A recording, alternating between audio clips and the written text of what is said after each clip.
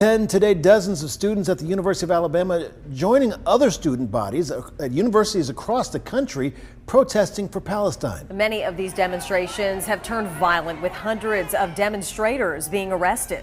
WVTM 13's Gladys Bautista was there today to hear from both sides about why they're making their voices heard and if they could find any common ground. Both sides of this contentious issue, pro-Palestine and pro-Israel, gathering here at the University of Alabama Student Center to make their voices heard peacefully. A police presence at the University of Alabama Wednesday, as students in support of Palestine and Israel demonstrated on separate sides of the campus's Student Center. Both sides should be able to agree on a ceasefire.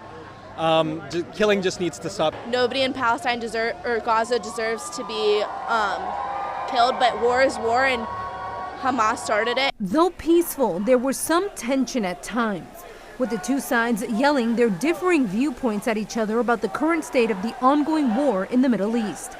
As a Jewish student at the university, it's hard, especially to go to school with some of these kids, and those are some of our professors and our sorority sisters. Noah David says seeing this is unsettling. It makes you feel unsafe, like you can't be yourself, and I can't stand for what I believe in because I'll get called, like I support genocide, and I don't. But at the same time, they won't condemn what happened on October 7th. This demonstration comes as protests erupt at universities across the country. Cordelia Hansen explains the goal here is to be peaceful but send a message about Palestine.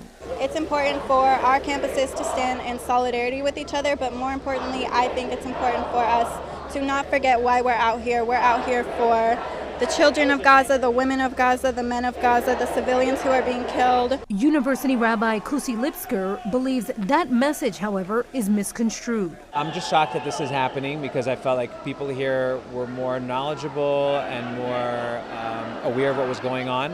If the terrorists put down their guns, there's peace. Israel puts down their weapons, there's no more Israel. On whether there could be some middle ground. Right now there's not a dialogue between both sides. They're partitioned and they're both yelling at each other.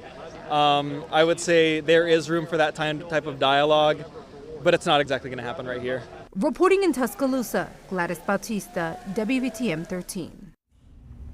But following the demonstrations, the university released a statement saying, in part, the university appreciates that attendees peacefully exercise their free speech rights with no disruptions, violence, vandalism, or arrests.